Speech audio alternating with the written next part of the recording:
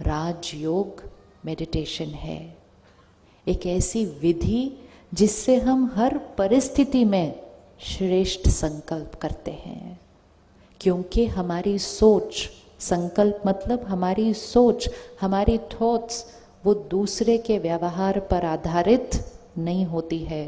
वो किस पर आधारित है? सिर्फ अगर हमेशा खुश रहना है तो सिर्फ एक ही चीज करनी है, सारा दिन में ऐसा सोचें, ऐसा बोलें और ऐसा व्यवहार करें जो सबको सुख दे, सबको दुआएं दे और हम भी फिर दुआएं कमाएं। लेकिन अगर चलते फिरते कभी किसी को कुछ कह दिया, कभी कुछ कह दिया, कभी किसी के बारे में कुछ कह दिया, कभी किसी के लिए कुछ फैला दिया, तो अपने ही कर्म हमें खुश नहीं रहने देते हैं। एक ही लक्ष्य रखना है सारा दिन, मुझे सबको सुख देना है, मुझे सबको दुआएं देनी हैं और मुझे सारा दिन दुआएं कमाकर शाम को अपने घर लेकर आनी है।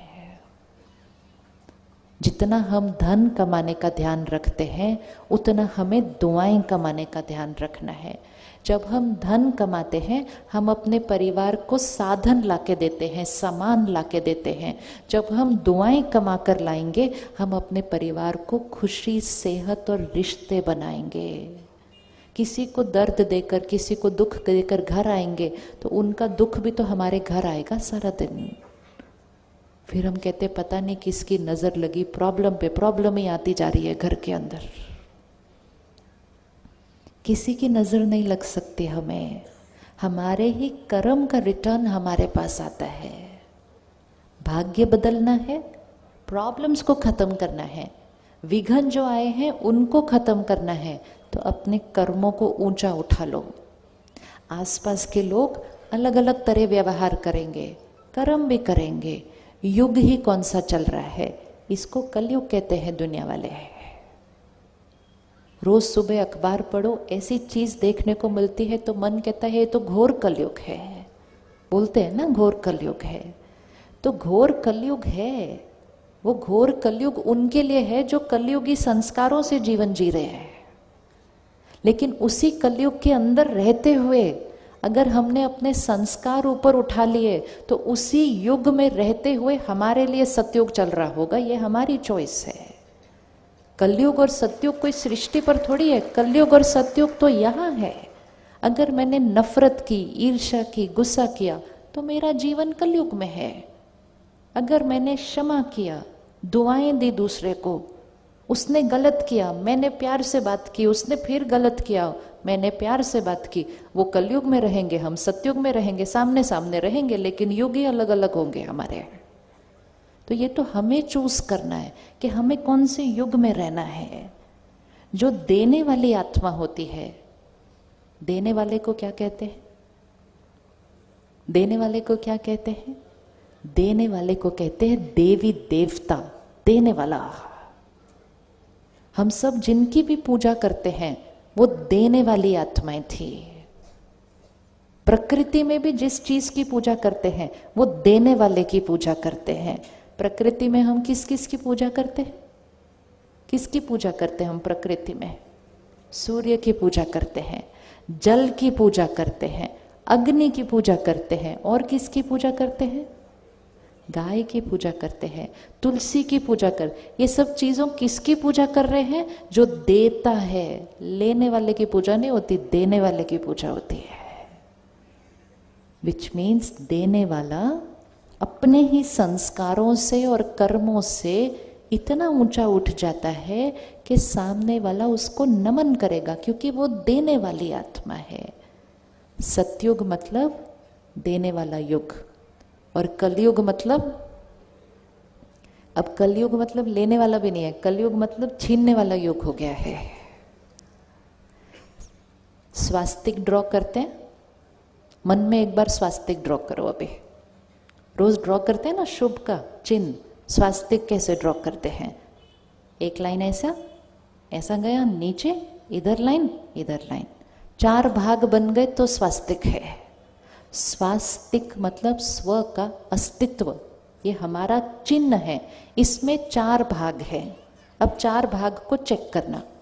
पहला वाला जो भाग है उसमें हाथ ऐसे है, ऊपर करो एक बार हाथ ऐसा।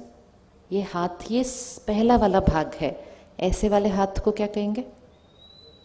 ऐसा हाथ मतलब आशीर्वाद ना, हाथ ऐसा वाला। दूसरे भाग में हाथ नीचे आ जाता है, मतलब आशीर्वाद देना बंद हो गया। तीसरे वाले भाग में हाथ ऐसे आ जाता है, ऐसे मतलब हाथ करो साथ में तो समझ में आएगा स्वास्थ्य अच्छे से। तीसरा वाला भाग कौन सा हो गया? लेने वाला। और चौथे वाले भाग में हाथ कैसे हो जाता है? ये कौन सा होता है? ये स्वास्तिक है। तो पहला वाला भाग सतयुग, दूसरा वाला भाग त्रेता युग, तीसरा वाला भाग द्वापर युग, चौथा वाला भाग कलयुग। और कलयुग के बाद कौन सा भाग आएगा? कलयुग के बाद कौन सा भाग आ रहा है? कलयुग के बाद वापस ये वाला भाग। साइकिल है, ये साइकिल है। सतयुग, त्रेता युग, द्वापर युग, कलयुग, उसके बाद फिर से सतयुग। तो ये अब कलयुग से सतयुग कौन लेकर आएगा? कलयुग से सतयुग कौन लेकर आएगा? कौन लेकर आएगा? हाथ उठाना, कौन रेडी है लाने के लिए? बहुत इजी है। तो कौन लेकर आएगा? हम लेकर आएंगे ना। कैसे लेकर आएंगे? जैसे संस्कार वैसा संसार। संस्कार से संसार बनता है। जब हमने ये नफरत, गुस्सा ऐसे वाले संस्कार यूज किए तो कलयुग। जैसे हम प्यार, सम्मान, क्षमा, दुआ, ऊंचे श्रेष्ठ कर्म ऐसे संस्कार लाएंगे तो सतयुग। तो हमारा सतयुग कब से शुरू होगा? हमारा सतयुग कब से शुरू होगा? कब से शुरू होगा? कब से शुरू होगा? अभी से। बाहर जब जाएंगे यहां से जब बाहर जाएंगे तो ये याद रखना कि सामने वाला कलयुग में रह रहा है और हम कौन से युग में रह रहे हैं? अपने जीवन को स्वर्ग बनाना या नरक बनाना वो लोगों पर नहीं, हमारे संस्कारों पर, सोच पर, व्यवहार पर निर्भर है। खुद के जीवन को स्वर्ग बनाओ, अपने घर को स्वर्ग बनाओ, अपने आप सृष्टि पर स्वर्ग आ जाएगा। सिर्फ बैठकर ऐसे कहे क्या करे जीवन देखो कैसी हो गई, क्या करे जीवन देखो। जीवन हम खुद बनाते हैं अपनी, कोई और थोड़ी बनाता है हमारे। तो हम जब यहाँ से बाहर जाएंगे तो कौन से युग में जाएंगे? कौन से युग में जाएंगे? सतयुग में जाएंगे। इसीलिए वो लाइन थी, मुझे किसी से कुछ नहीं चाहिए।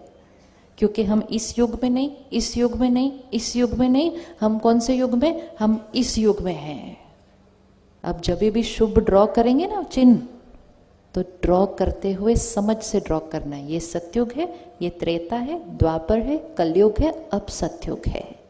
सतयुग मतलब आत्मा बैटरी फुल। कलयुग मतलब आत्मा बैटरी कम। सत्यनारायण की कथा करते हैं, सत्यनारायण की कथा करते हैं तो सत्यनारायण की कथा में क्या सुनते हैं और कहते हैं? नर ऐसी करनी करे जो नर से नारायण बने, नारी से लक्ष्मी बने। ये हम कथा सुनते हैं, अभी हम इसे कथा को जीवन में जीना है। नर और नारी मतलब कौन? हम सब कलयुग में नर और नारी। लक्ष्मी नारायण कौन? लक्ष्मी नारायण कौन? देवी देवता सतयुग में। नर ऐसी करनी करे जो नर से नारायण बने, नारी से लक्ष्मी बने। मतलब कलयुग में हम कुछ ऐसा करेंगे जो हम क्या बन जाएंगे? सतयुगी संस्कार वाले बन जाएंगे, इस सृष्टि पर सतयुग लेकर आएंगे। तो ये जो रात्रि होती है ये ज्यादा लंबी नहीं चलती है। अब सुबह हुई थी, दोपहर हुई, शाम हुई, अब रात हो गई। थोड़ी देर के बाद घोर रात्रि हो जाएगी। लेकिन उस घोर रात्रि के बाद क्या होगा? उस घोर रात्रि के बाद क्या होगा? सुबह आएगी। ऐसे ही इस दुनिया में, इस सृष्टि पर सुबह थी, दोपहर थी, शाम थी, रात हो गई अब।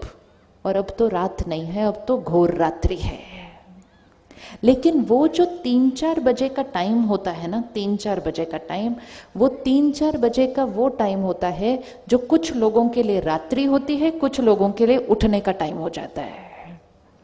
तो कुछ लोग उस टाइम गुड नाइट बोलते हैं, कुछ लोग गुड मॉर्निंग बोलते हैं।